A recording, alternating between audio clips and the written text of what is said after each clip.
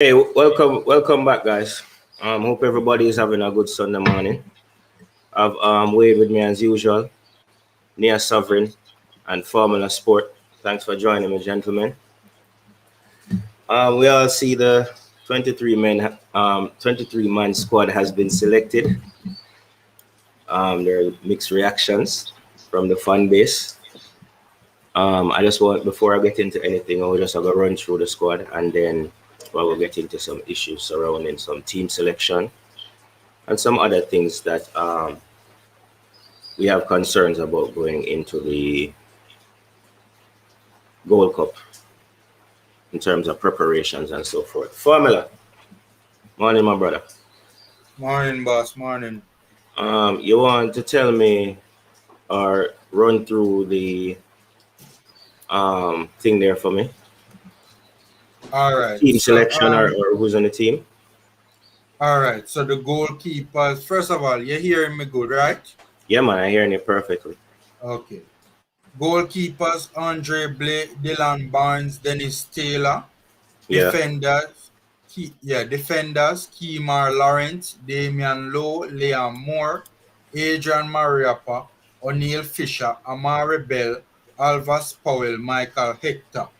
yeah. I'm surprised Hector is listed as a defender here. I'm a little bit surprised by it. Midfielders: Ravel Morrison, Daniel Johnson, Jamaica Football Go on, Federation, Shuna. Reggae Boyz, Hello. Look like we lose Formula Man.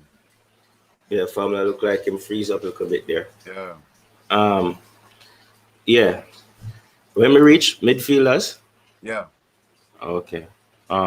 We still have him on stream still, so we're gonna give him a little time because we're just getting there.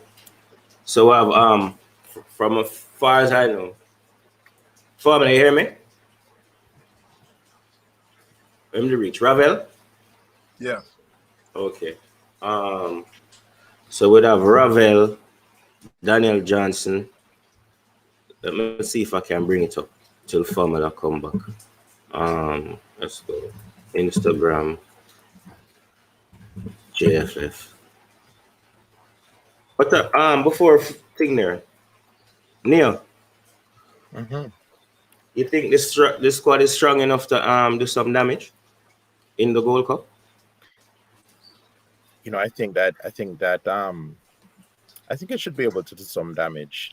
Two things to consider is that you know allegedly United States has sent a weakened team. Mm-hmm. From the looks of things, I don't. I think Mexico is missing a few key players, Yeah, but that team doesn't look weak to me, yeah, right? Canada, is I think Canada may have lost its main forward too, or maybe two guys. So I think amongst all of the teams, mm-hmm. um, the expectation is if they're weakened, um, and we have a team that we have been putting together with some new talent in it, I think we Yeah, should be able to do some damage. I think our main issue is lack of preparation, mm-hmm. right? All of those teams that we mentioned have had numerous games with Yeah. each That is other, true. with other groups. Yeah, Um, so you have match fitness, you have muscle memory, you have the heat of war. All of those things they mm-hmm. have an advantage. But you can't rule Jamaica out, and to give Tapa his respect. Um, Yeah. Tapa is a man that you give him some lemons and the man make you a glass of lemonade. you know. And so I'm not going to, More I'm like not a going to, mojito. yeah, well, because I mean, Extra. for real. So I have to give Tapa him respect. They Yeah. might not always look pretty, Mm-hmm. they might not score a lot of goals, but some of them eke it out. Yeah. I think we have the elements there. This training camp is essential. Um, but in my opinion, to be honest with you, I'm not sure. I mean, everybody's saying that the World Cup is the main thing, and I agree with that. Yeah. Um, but if we have the players available, and since we've never had our best team, right? Amongst those people, listed in that 60-man squad, Yeah. we've never had our best team play a game together. Yeah. We never have. We hear from the JFF, Roof is there. We hear from the JFF that Antonio is there. Yeah. We hear from the JFF that, well, we know that Low already play a game, you know. Um, but if you don't get these guys together to play 2 solid matches, and the first time them go and play is in the World Cup qualifier, Yeah. I mean, coming like we got a park, right? And it's a pickup game. Every man, oh my God, look, the general come. You come on for the field. This guy won't come on. But the truth is, you know, you have to be together. You have to be battle tested. You have to develop chemistry, right? This is the first time they're playing in Concacaf. So, that disappoints me. But I'm not writing Jamaica off. Um, I agree with some of your points, but I'm not going to sing there. I'm not going to pitch in my opinion until I hear from everybody else. Morning, Tevin Campbell. Big up Ishmael King. But let me run through the squad and then I get your opinion, Wade, on what you think of the squad. Let's start over. So we have the goalkeepers, Andre Blake, Dylan Barnes, and Dennis Taylor. In defense, we have Amari Bell, who came in to replace Ethan Pinnock, O'Neill Fisher, Michael Hector, Kemar Lawrence, Damian Lowe, Adrian Mariapa, Leon Moore, Alvos Powell. Right?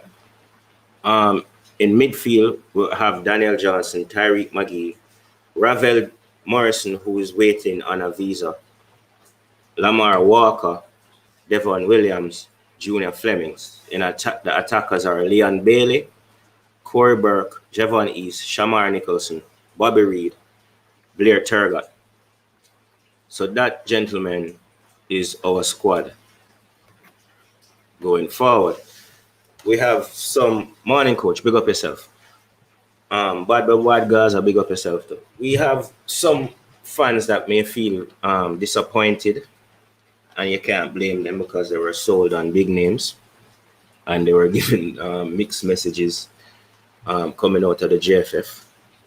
But in my opinion, I am not terribly disappointed by the squad. I think it's a strong enough squad to meet the objective, which to me isn't necessarily winning the Gold Cup, but playing good football, getting as far as possible. If we win it, that's icing on the cake. But I think it's very important that we gel because, like Neil said, we are at a major disadvantage. We have hardly played any football, and when we do play football, we don't know what to get. It's a mixed bag. So we need to get those games in for consistency. Now, back to the question at hand. Wade, what do you think of that squad that I just listed off?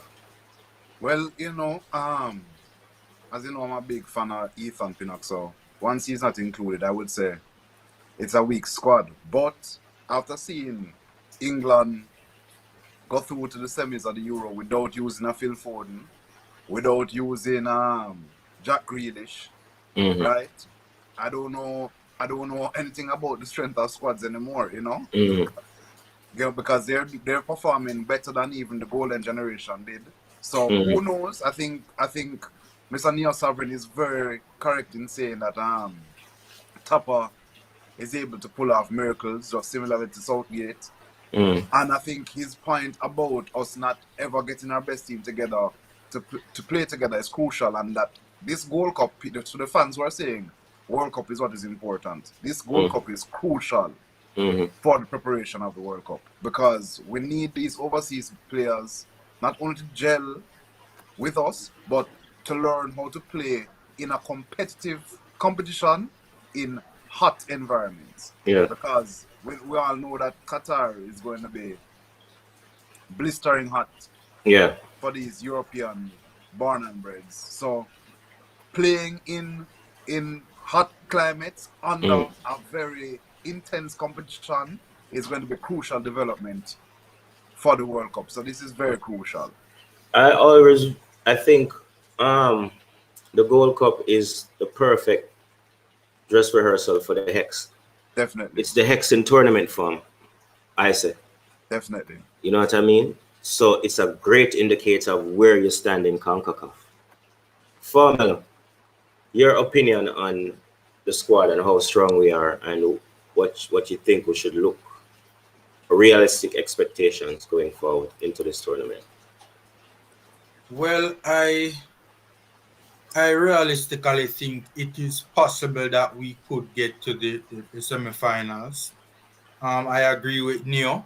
Preparation for the major tournaments have been poor, Mm-hmm. and that is a serious issue, and that is one that we need to address going forward. We can't have the bag of foolishness going into major tournaments. We can't continue to operate like that in the future. It's just it's I mean, look, it's not that the team cannot perform, with this poor preparation. It's not that the team can't go into these major tournaments and still perform.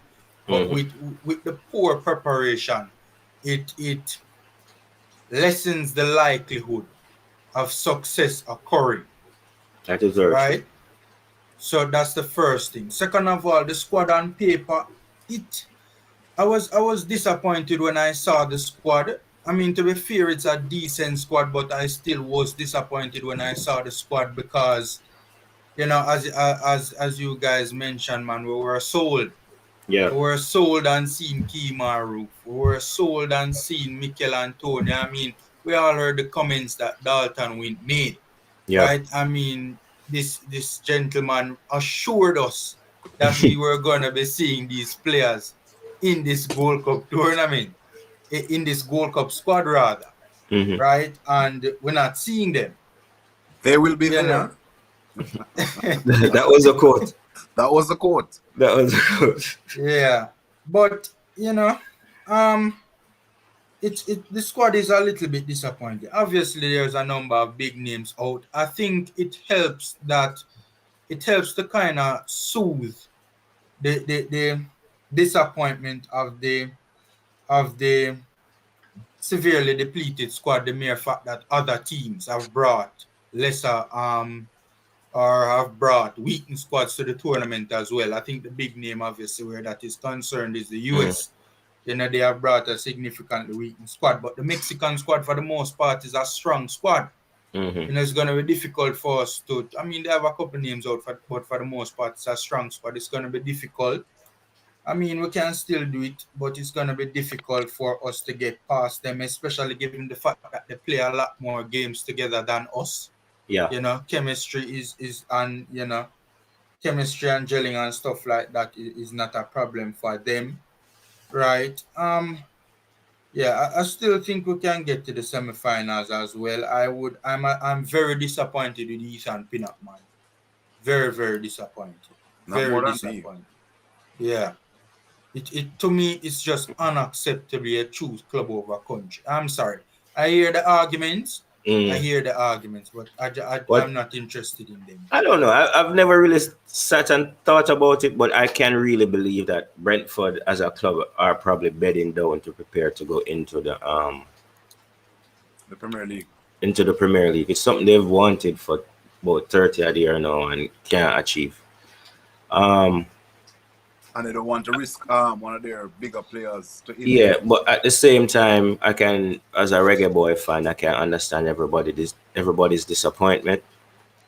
In the back of my mind, there's a concern that I have that I probably shouldn't say out loud, but I'm just going to say it anyway. There's a strong possibility that we might not see some of these English players again. Exactly. Based on how I see the team being selected and how the operation is being run. You know what I mean? Even the communication of them telling us that the players will be there and they receive their visas, and then it turns out not to be the case. This has happened about 3 times with 3 different stories within like last month or 2. So I'm not surprised. So when I saw the team sheet, I was not surprised either. I feel that we're probably short 1 midfielder and 1 attacker, 1 experienced attacker in the squad. That's my opinion of the squad. I don't think the squad is weak by any means. I would have loved to have had probably West Hard in there, but I knew that happening was a low possibility based on the news that was coming out that we weren't going to see either Wes Harding or Andre Gray. There are a lot of players that we don't know what is the situation with them. In terms of, we've heard of the Ethan Pinnock, but we don't know what is going on with a Casey Palmer. We don't know how is it that you tell us that Jamal Lowe is not available, then you're going to tell us he's on standby in case Ravel don't get a visa. So you're telling me that Jamal Lowe have papers and ready to go, but he's on standby for Ravel, who's iffy. And to the quality of player that Jamal Lowe is, that just sounds suspect and raise questions on team selection. And By of the course, way, they play 2 different positions, right? Yeah, that's so- my thing. It don't even make sense. Yeah, why wouldn't it be a Kevin Stewart who was already in the Yeah. 60-man squad? So the replacements aren't making sense. Even the Amari Bell for Ethan Pinnock don't make sense. So who's picking these replacements? I don't understand it. There are a lot of questions out there. So formula. How do you wrap your head around how the team is being selected? But If you can. Yeah, but you ask me a question like that. If that is more what you should say. If I can wrap my head around it don't make any sense. Honestly, it doesn't. I mean, as you said, for starters, Ethan Pinnock out, a left back in. Not even a guy like Mariappa who can play, both fullback and centre back. Yeah. As far as I'm aware of, Amari Bell is a left back. Yeah. I don't know if Amari Bell playing centre back. I don't know if he has ever done it. I've never heard of it or seen it. So, and as I said, man, Jamal Lowe being from what we understood, he was replaced by Ravel and then on standby to replace Ravel if Ravel doesn't get his documents in time. It don't make any sense to me. It don't make any sense to me, to be honest with you, man. We left the best right back available to us out of the squad. Yeah. In Javian Brown. Yeah. He is the best right back that we have available to us right now. And But is he fully fit? Yes, man. He's fully fit and fit, playing. man. Yeah, man. He's fit. Let me run through some of these comments. Coach Karoom, big up yourself. Big up Coach Karoom. Ishmael King is telling Karoom that Brentford is not going to drop Pinnock. That is true. Like, Pinnock is not one of those players that's going to be dropped if he came to the Gold Cup. So that's a very good point there, is that he's one of the central defenders of the year from last year's championship. Him start almost every game. Only time he didn't start was when he was rested. So that is a solid point. Like, I don't think his game is in danger, but I think it's more of a team being prepared for stepping up to that other level. Preserving him against fitness, I think that's what it's about. Preserving him against injury. So Yeah. they definitely have him for the start of the season. Didn't he make the team of the season last season as well in the championship? And I that think man so. said he Yeah. was in the team of the season. He was him, Ivan Toney, and Rico Henry, I think, made the team of the season from Bedford.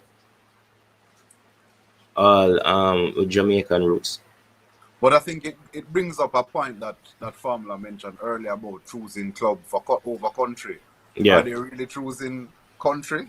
As a controversial question. Is it really their Would country? you if you Is it don't really feel their- like is it if really you their don't country? feel like Do it's they worth have it? that affiliation to Jamaica? Really? That is what I'm trying to express. Add this to the equation.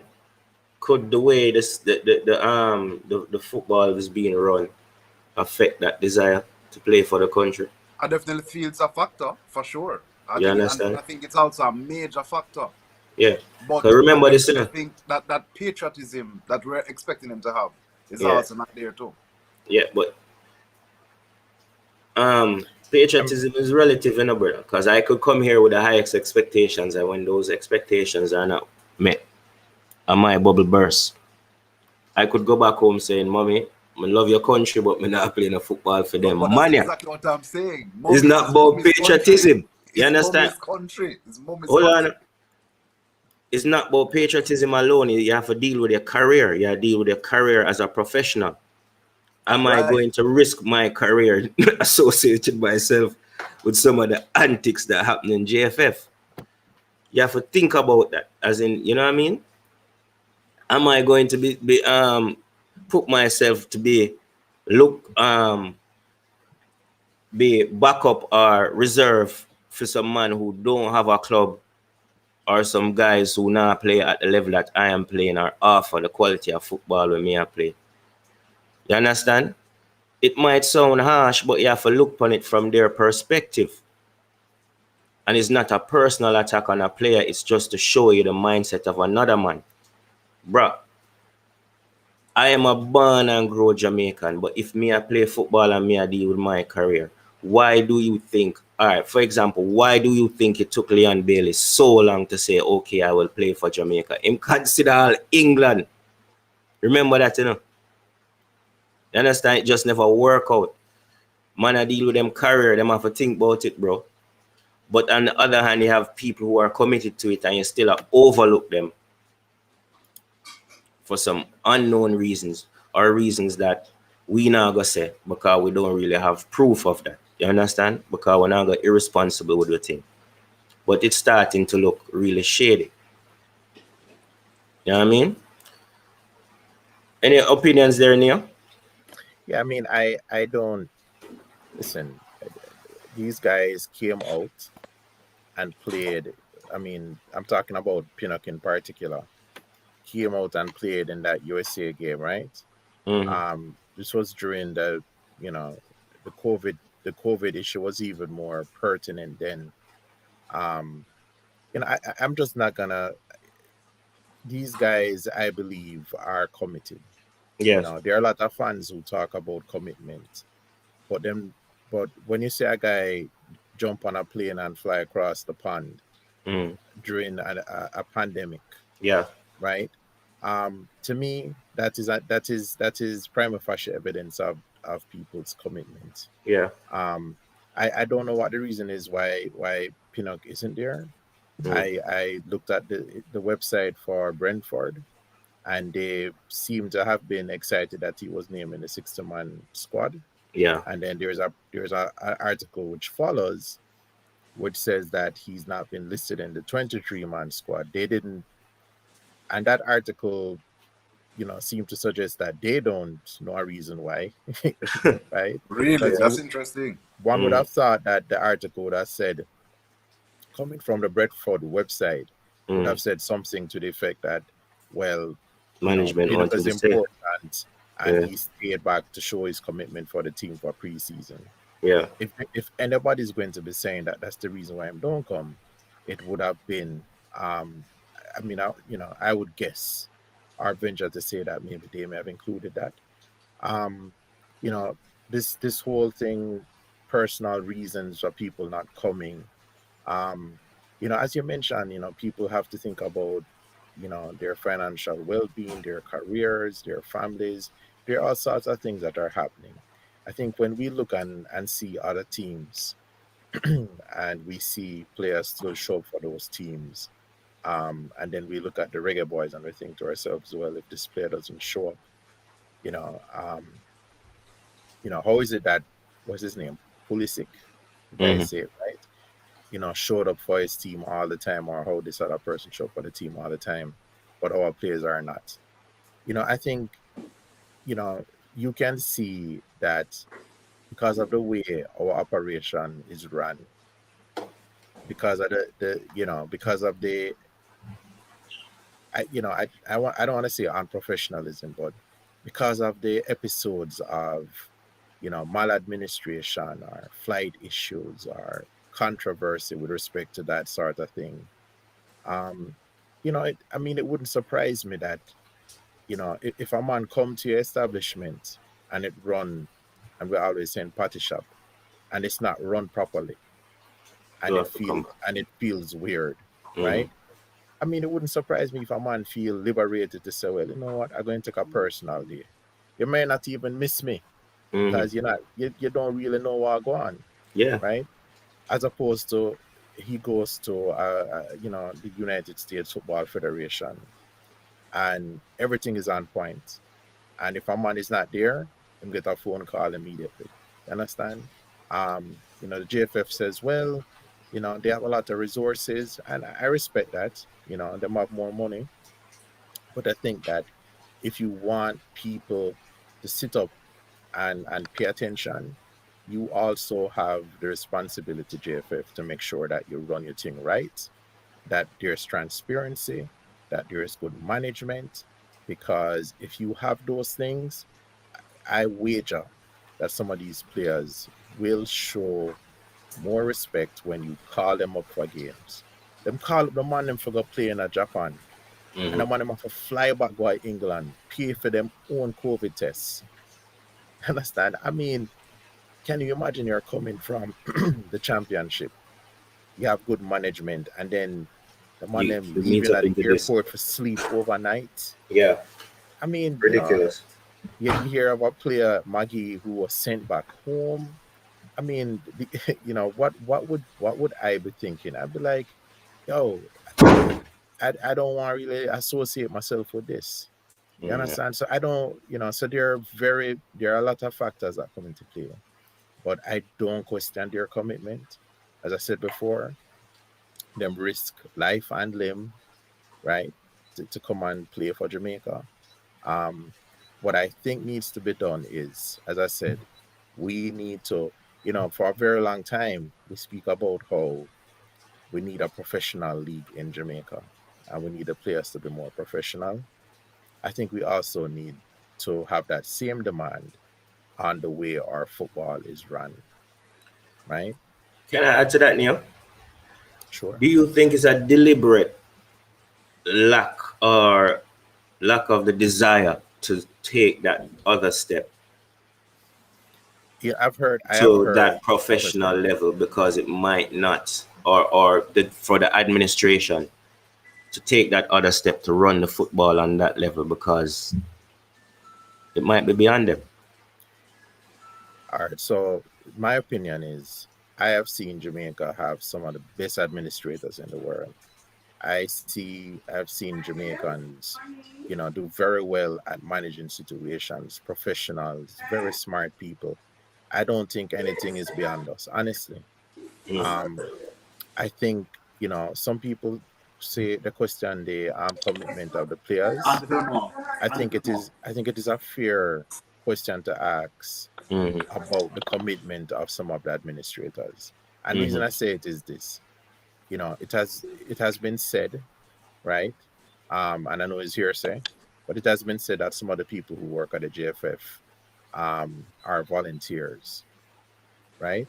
It Mm-hmm. has been said, um, that they have a very small staff, Mm-hmm. right? That's not hearsay though, Neo. Mr. Speed said that in the interview on Coach's Desk, All right, there you go. And so, to be fair to them, if they don't have the personnel and they don't have somebody who wake up on a Sunday morning like you, Primo, and Mm-hmm. show the commitment to come and talk to the fans. If they don't have somebody there at the office, you Mm-hmm. know, 24/7, who really take the thing seriously, these things can happen. As for their motives, um, because of the lack of transparency, it leaves a lot of people to guess as to what their motive is. And if anybody from the JFF watching, you Mm-hmm. know, I mean, the speculation is going to continue until there's some transparency, until there is a one-liner, until the press secretary come out and say X, Y, and Z. You Mm-hmm. know, them says sunlight is the best disinfectant, Mm-hmm. right? The man them need some sunlight, them Mm-hmm. need some help, because as for volunteers, there is an Mm-hmm. army of people out there like you, like all the guys on this show, Yeah. who want to volunteer, who want to help. People don't have to be present at an office to work anymore. Yeah. You can work virtually. There are things that can be done. We have We have the professionals, we have the minds that we can do better. Yeah. All the JFF need to do is to trust people to help. Yeah. That's true. Let's run through some of these comments. Big up Eddie from Sports Down the Middle.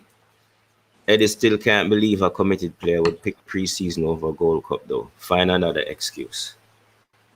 I think what we're trying to say is that we don't believe that some of these players pick preseason over Gold Cup, Eddie. I don't think that that's the case for everything. Coach Karoom, big up yourself. Transparency is lacking. I guess this is in regards to JFF. They don't give us hope. I kind of agree with that. Not even kind of. I fully agree with that.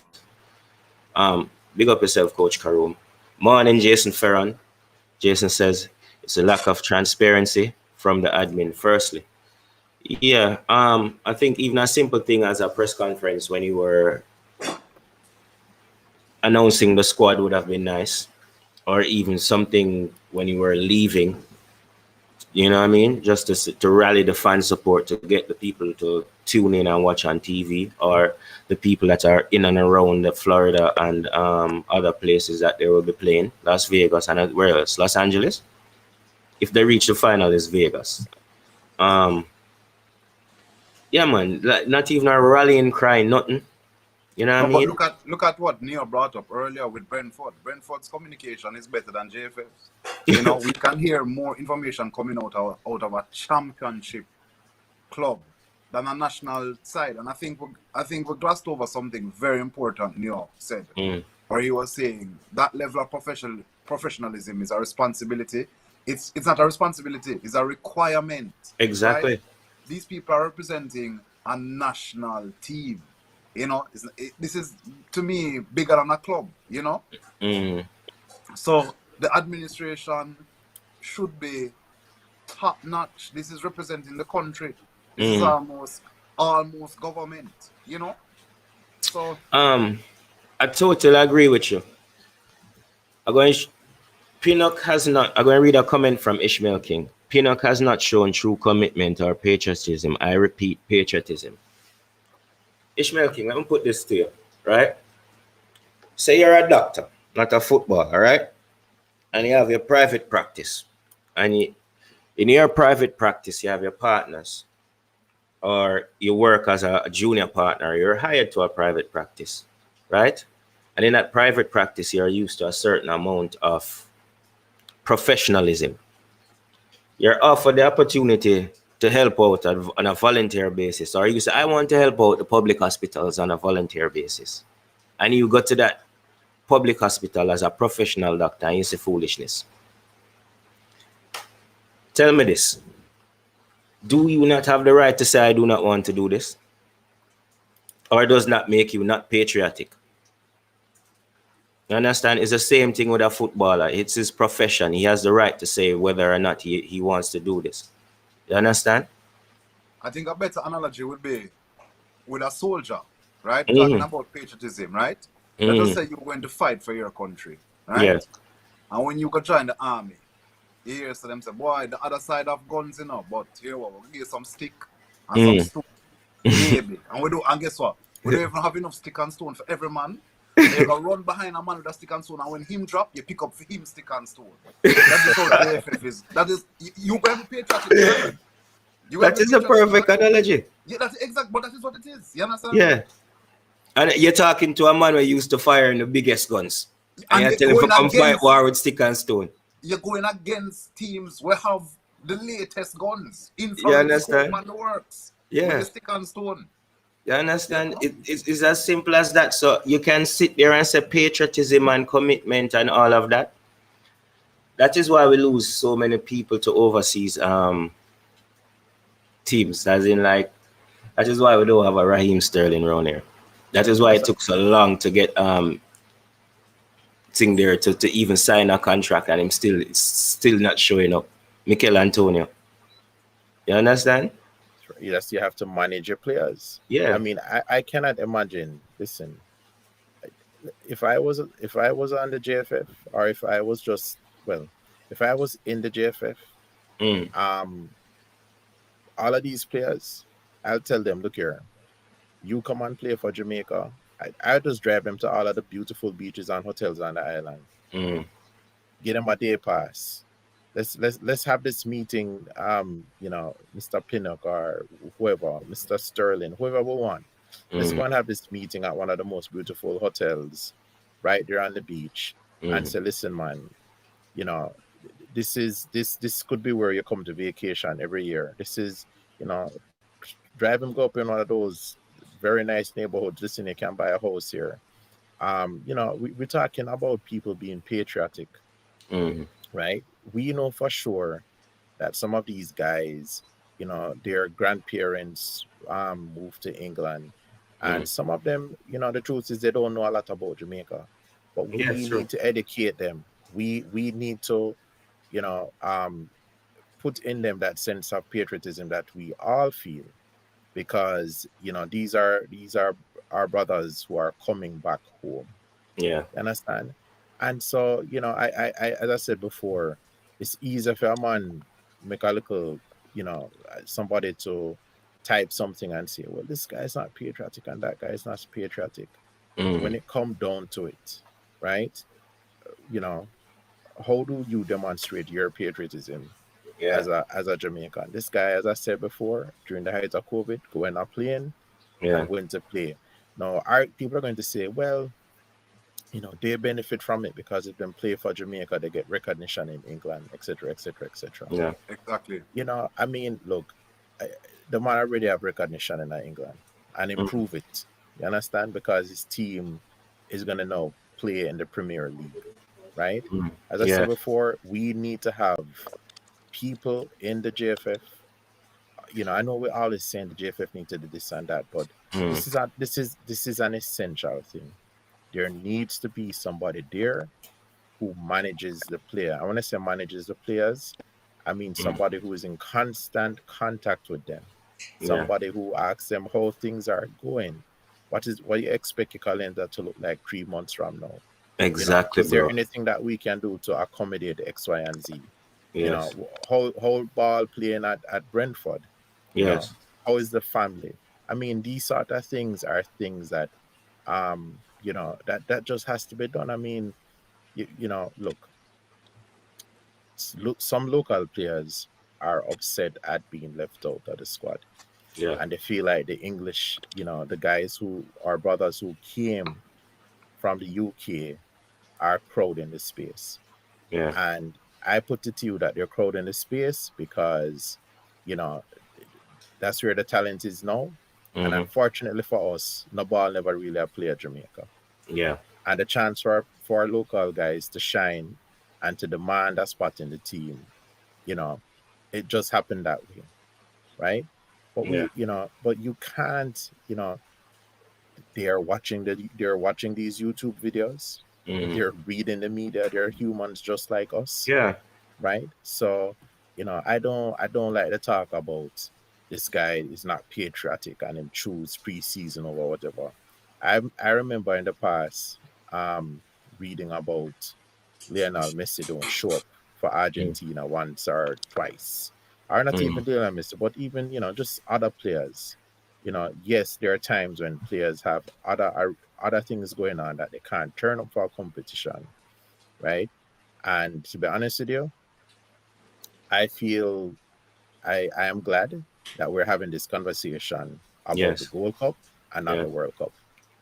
Because if Ethan Pinnock says, I can't, I'm going to choose my club team to do whatever I need to do when we're having World Cup qualifications, that's a problem.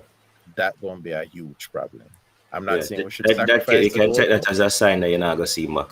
Right. You understand? So I'm not saying that we should sacrifice the Gold Cup. All I'm saying is that, we should be patient and we can exercise some understanding and we can also do our research. Okay. Let's take a look from the fans' perspective, and because we have to be critical of the fans too, as much as we're critical of the administration. Is there a double standard with what we expect from the local born players and the English players? Because look how long Andre Blake not show up now, and Taxi is putting the team on standby, basically, because he's saying Toronto is having a hard time. And we all sit back and say, yeah, we understand the way you have to do. But as soon as one of them Englishmen and show up, you're not committed. So is there a double standard for No, Prima, I blast the whole of them. Yeah. The whole of them are joke. No, but we're not talking about you specifically, you know. We're talking from a fan base perspective. No, should we be a little bit more level with how we split justice? I think we were very level the other day when news broke that Kemar Lawrence was choosing to stay back with his Toronto team for a while. I think there was a lot of backlash. People didn't take very kindly to that. So I wouldn't agree with that. I'm sorry. Give me an example of that taking place. I mean, I know people would allude to the whole contract, the contract negotiation period where some of the players decided to do the professional thing because it was the professional thing to do when negotiating with the JFF body. It was the professional thing to not make themselves available for selection. I know people won't agree with that, but it was the professional thing to do, in my opinion. Right? I don't blame the players for that. It was a negotiation that had to take place. But Formula, I am saying to the point, is there a double standard with how the fans look at the commitment from the local players based on how the local players are looked at and the foreign players are looked at when they say they cannot show up? Understand? And it's not an attack on the fans, you know. It's just looking at things fairly, because if you're going to say the JFF don't do this and don't do that, we have to look into our fan base as well. You understand? Because we have to look at ourselves if we go and critique them. No, I can't blame the fans for being disappointed, for being sold a dream. You understand? But are we overreacting a bit? That is the thing. And is that causing us to kind of lash out at the foreign-based players a little bit more when they don't show up? Well, more than we would at one that we consider one of our own. Here's the thing, though, Primo. The only one that we're really lashing out against is Ethan Pinnock. We're not really lashing out against the others because we don't know why Kemar Roof is not here, despite it being confirmed that the man has a passport. We don't know why Roof isn't here, right? We're here through Craig Butler, right? That Mikel Antonio had some concerns where injury was concerned, right? Whether that's true or not, I mean, you're inclined to believe that because a man like Craig Butler, you know, would know things, and you don't see a man like Craig Butler speaking on a public, you know, speaking out of turn, so to speak, on a public platform, and you know he's close to the situation there. You know, Antonio and Leon is signed to the same agency and stuff like that. You know, we should not be hearing that from Mr. Butler with the greatest of respect. Yes. And so my thing is that, you know, we're not really blasting all the English-born players. We're blasting only Pinnock. Yeah. Because Pinnock is the one who we know for sure. And I'm going to say it. Pinnock is the one who we know for sure is not committed to Jamaica. I am sorry, Neo, I hear your arguments. How you reach by that conclusion now? Where your evidence come from with that? Boss, the man choose him club pre-season over a big tournament for Jamaica that we're talking about potentially winning. That is unacceptable. It's not like we're going there to compete, you know. We are talking up our chances of going to this tournament and winning this netback tournament. We're serious about winning this tournament. I get your point. Serious about winning it. And the man bail pan with one netback pre-season. I get your point. Man. I get your point. But here what? Like I don't know what to think. I can't draw any conclusion. You understand what I mean, Neil? Because of the lack of transparency. I just can't jump up and say, yo, him do this, him do that. I'm at the point now where it's like, yo, whatever the player them want to them do, bro. If they don't want to play, they don't play. Whoever is here now, that is your team that you go forward with. If you have quality that you can add to that, because that's another problem I have with team selection. I think we select any and everybody. We not look at the quality that we need, and we're not picking the positions to replace what we need. Like we'll lose a midfielder and we'll replace him with a winger. We'll lose a central defender and we'll replace him with a wing back. I don't know what to think. I scratch my head constantly this week. I do not know what to think. It does not make football sense to me. It don't make sense. It don't make football sense. It is like there's no plan. There's no structure behind the team selection. I just a random. It's like a lottery. Yeah. It's literally like a lottery. It's a cash pot machine for the team. You never know. It's crazy. Supreme Ventures and just throw it into the cash pot machine. It don't make no sense, guys. A left back replacing a centre back, right? A number 8 or a number 10 replacing a winger. Yeah, yo, my mute my mic, yeah, man. Depressing, man. Depressing. Give me your thoughts. I'll be right back. Give me your thoughts on that, though. Yeah, I definitely sympathize with Sir Formula on that one. You know, it definitely is random how we select the team. But it definitely goes back to what we've been saying on this channel for so long, to what Neo alluded to earlier. The level of administration in the JFF is just horrible.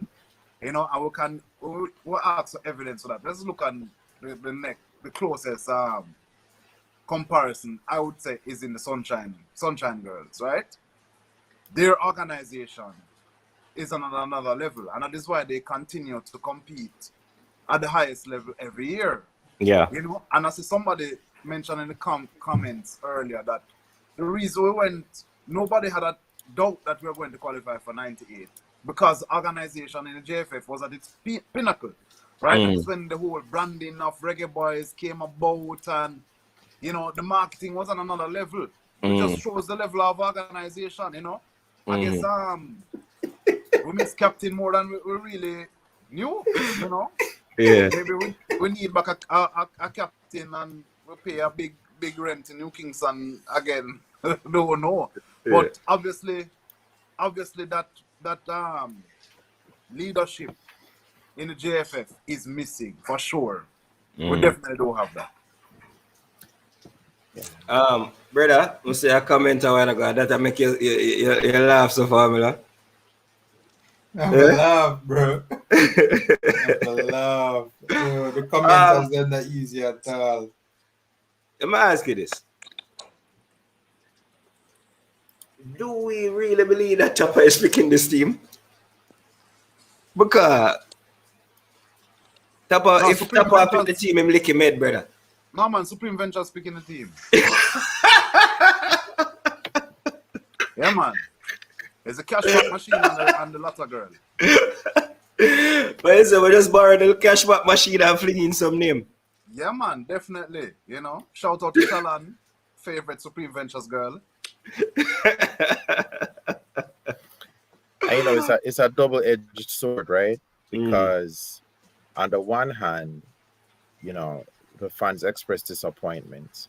There are people who are saying, well, you know, we need the best players available to us to play for the team. Yeah. Including players who are based overseas.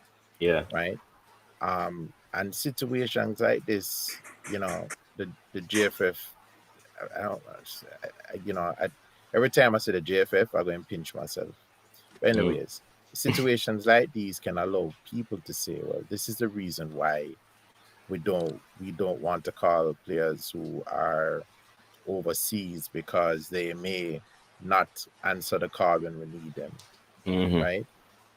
So this is why we should stick to our homegrown players, because they will always answer the call. I think, you know, I mean, you know, so you can have a lot of mischief making when the conversation is going the way it is. Yeah. You know, but I think what is true is that we have tactics, right? Saying, listen, my club is at the bottom of the table. I want to stay with them and help out. Yeah. And I come into the camp, I'm going to get there late, but I want to help out my club. And Taxi just came back from Europe and signed with is what, Toronto FC, I think. Yeah. You know, and so there, you know, that was an indication of the considerations that players have to make when they're coming to represent the, you know, the Reggae Boyz, right? And so, you know, those considerations and how they, you know, make their decisions to come and play, and how, you know, we have to consider everything, right?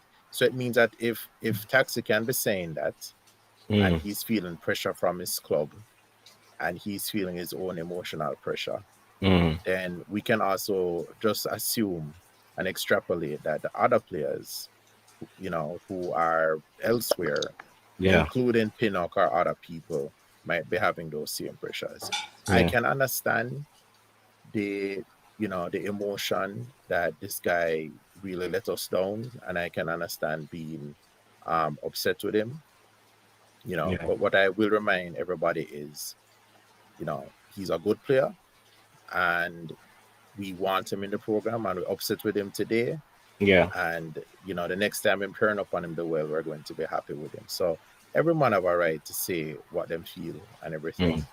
But as I said before, I think that we are to make the decisions easier for the players to come and represent the country. And I think when we have administrative failings, it makes the decision to stay away easier than it should be for some of those players. Well said. Well said, Nia. And I think that's what basically what I was trying to say, in terms of, if we don't sort out these admin issues, we can expect to keep seeing these problems. For sure. I just want to apologize. I see Mr. Tevin saying that my mic is low. I have been a mic issue, so hopefully by next filming we'll fix that. Yeah. Well, so I beg everybody for bear with me, because conditions kind of rough. It's a rain where I'm at. I don't know about you guys. And it's quite loud as well, but we'll continue the show. Yeah. And bad with bad, Gaza, you're right. Reading is fundamental. Yeah. Alright, we have 51 people watching. I ask everybody to smash up the like button. If you don't subscribe already, make sure you subscribe and help the channel grow. As Formula said, it's a free way to help the channel to grow. Let's run through some of these comments. Like up the live as well, too, guys. Like up the live. Yeah, man. Like it up and subscribe. Andre Moore, big up yourself. He's saying, I don't think Pinnock feels like it's an important part of the Reggae Boyz. Like what? Team based on the fans' reaction from the USA match. Like, he doesn't feel so. I don't know. That's probably a bit of an assumption. But I don't think there was a major like anybody attacked him personally. The team just performed poorly, and nobody can blame them. How are you going to put 8 debutants against the USA? We'll bring out one of them stronger teams for the game, and expect to like win. You know what I mean? And to be honest with you, the match never get out of hand until the subs were made. So let's be if anybody going to be overboard on the criticism, let's not be. The only person I'd probably criticize in that match is the goalkeeper, because some sharp shots scored on that day. And was it Wait was coaching that match as well? No, it was top of that day. Let me say this to you. It's rough for just put 8 man on a field. The situation was not ideal. The admin issues had come to a crescendo. How could we have gone into that match expecting to win the match? You know what I mean? The least we could have done is expect not to embarrass ourselves. Because we shouldn't have even been in that situation, you know what I mean? Like, those guys shouldn't have been making a debut for Jamaica under them kind of situation. So even when you think about it, the man them first exposure to Jamaican football, far from ideal. You understand what I'm saying to you? Yeah. What are your thoughts on that, Wade? Yeah, I think you're absolutely right. You know, I think that is a difficult circumstance to really Mm. judge them on, and I think we also don't know what the coach was trying to accomplish. In watching that Yeah, match, I think he gave them a specific instruction to play in a different style, yeah, and they were trying something out. I think that is that's my personal opinion. Like I said, we don't know, you know, yeah, but we can't really judge from a practice. You know, it's hard because we don't know what they're trying to achieve, and yeah. you know, the I, objective is not necessarily to win. I can tell you this much. Coming out of that match, we started to see the golfing class with the players that were Locally locally based. based and not playing that much football, and the man them who would have come out of a professional system. We saw it again in a Japan, and that last match we played exposed it bare for everybody to see. Now, not everybody's going to agree with what I said, so, but that's just the facts as me see it. You know what I mean? So that come back to my question. That's why I can't understand some of the team selection. No, but Why basic is fitness Jamal Low and alone, standby and some man get picked automatically and basic based on the fitness alone performances that they've can make shown you them to pick the make it? team. Go ahead, Wade. Call the name, man, Primo. Call the name. Which someone in who get picked. Call the name, Primo. Brother, well, I wonder why Javan is out there over Jamal Low. Everybody want. Anybody who have like a football sense want to know, brother. And I don't like call name because we're all humans, you know what I mean? And I don't want nobody feel like them less than nobody. Are we targeting anybody? You understand? But we're football fans and we watch the players play. You know what I mean? Right. And Yeah, man. It's I no don't want offense, disrespect nobody because a Yeah, lot of us yeah, that sit here and comment, we yeah, can't play football upon the levels of some of the players yeah, where we are saying the yeah, worst player and yeah. rare. Amen. For real. Yeah, a lot of us True, don't understand that and miss the point and we forget to be humble. That's why I'm not really like true. call name and them thing. But when certain things don't make sense, you have to question it. And You I think understand? we have to also remember that that's basic fitness. Basic. Yeah. These guys are playing football in England, right? And no matter how much you run or you go gym, if you're not Mm. playing matches, you won't have match fitness. Just that alone will determine selection. Yeah. But man, something. I'm just brother, like for 2-3 days I've been puzzled since I said the squad and then like the more things that come out after. Like I said, I don't think it's just the weakest squad in the world. But there are one and two selections, like I can't understand the midfield selection. Even if Ravel is not going to be there, how do you replace him with Jamal Low, who should have been in the team in the first place? Um, so we have no CDM, and even when we have the opportunity to replace the CDM, replace him with a winger. I will load it with wingers. Yeah. Leon Bailey is there, Blair Turgott is there, Bobby Reed is there, Javon East there, Fleming there. Am I missing anybody, chat? You know what I mean? And then you go and bring in another winger. Because, and what's the justification for that at this point? When him should have done it in the first place is because there's an outcry. It's because the Supreme Ventures machines chose him, bro. Them dreams the lizard. So him what, the bonus ball? yeah.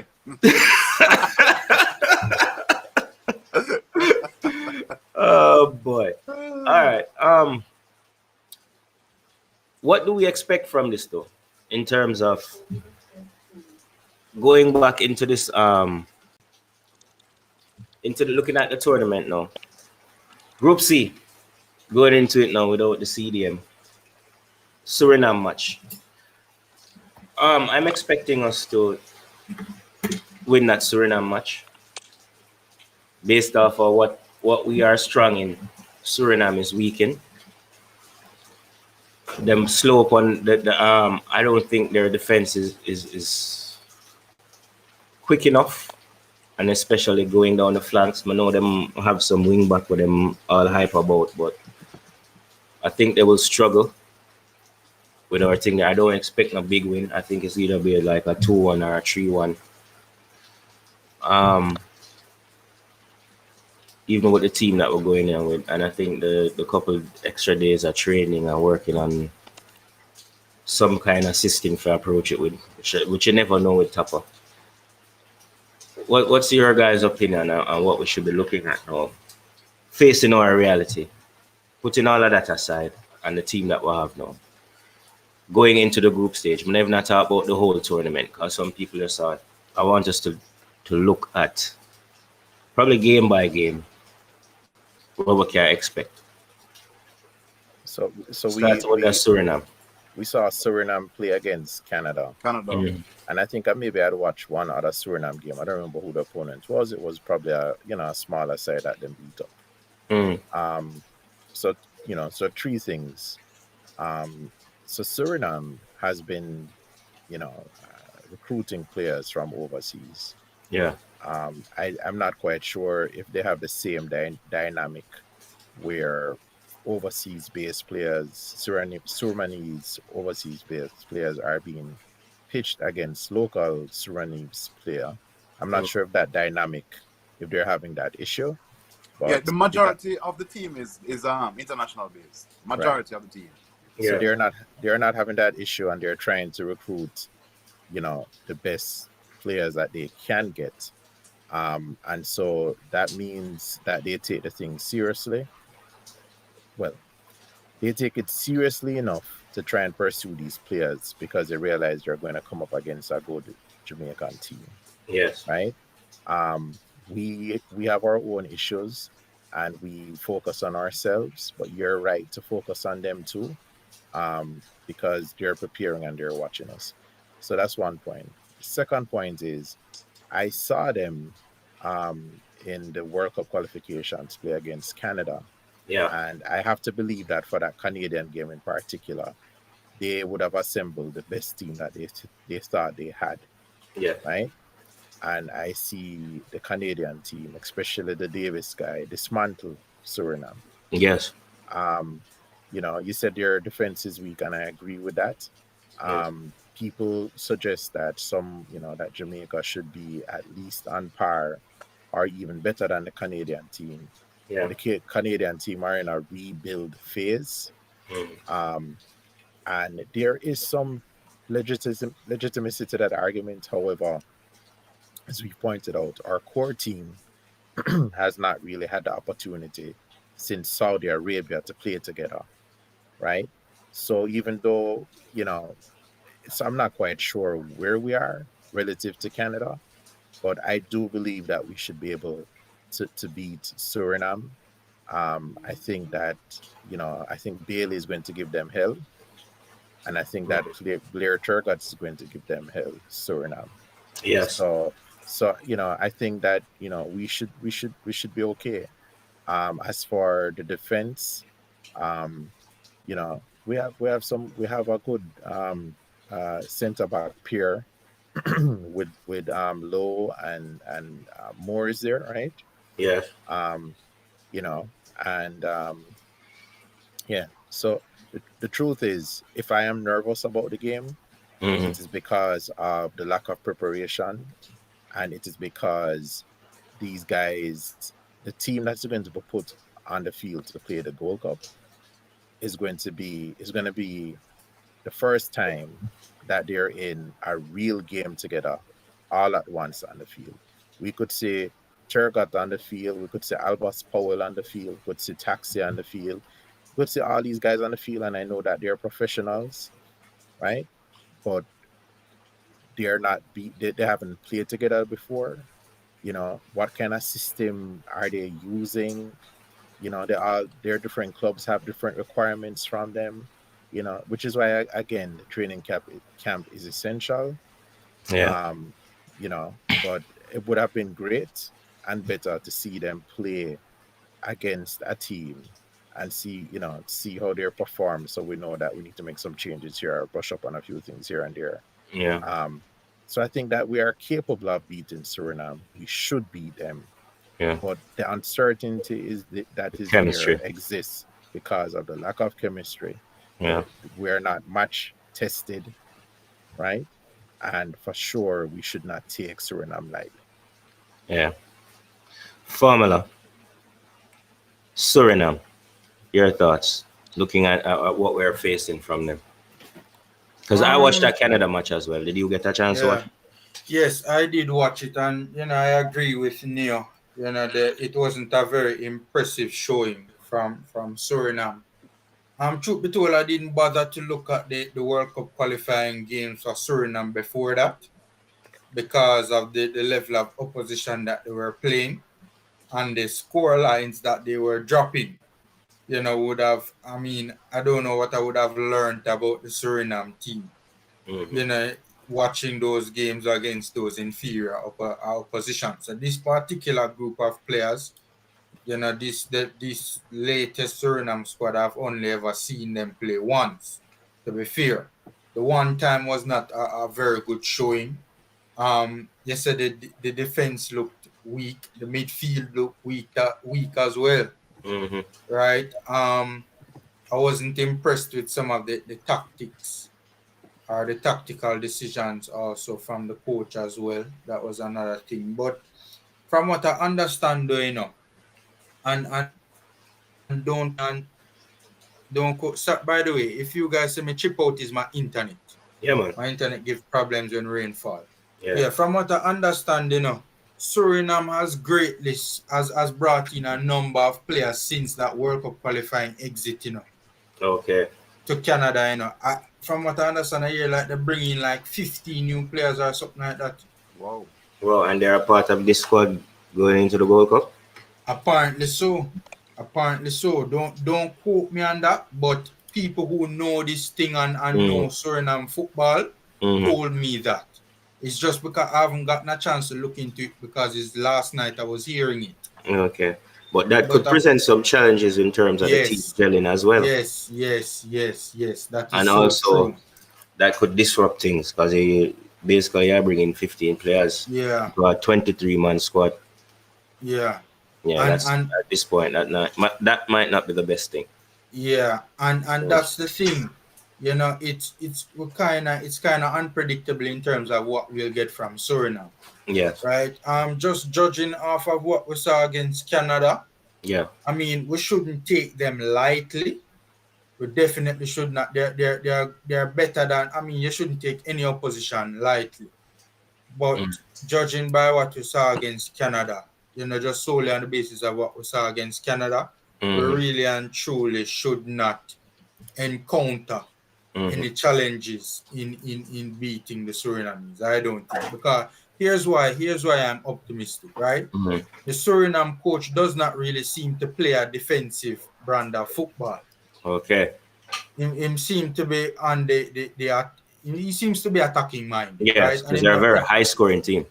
Yeah, and them not really seem to want to try and move away from that. They don't really seem inclined to move away from that. And because of that, they're not gonna be, I don't think they're gonna be from, what I've seen in terms of formations and even coming up right up to even the Canada game and the Canada game as well, where they had an inferior team and they still tried to be more attacking minded, so to speak.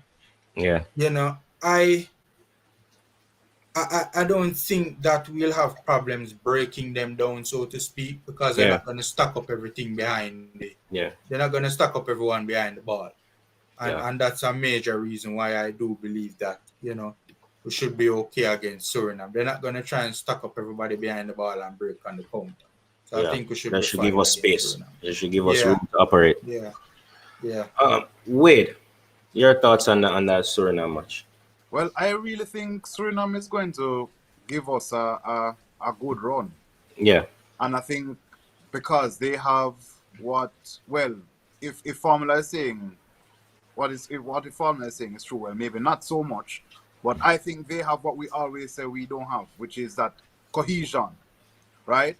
Maybe not if the 15 players are coming into our goal. Come in, right? But from the Suriname that I've been watching in the previous competitions, they are a very well drilled team. They know what they want to do with the ball as a team, right? When you watch that Canada match, Canada used physicality to overcome Suriname, right? Yeah, raw speed. Yeah, man. And pace as well. Pace. Yeah, man. yeah. Their team isn't very quick.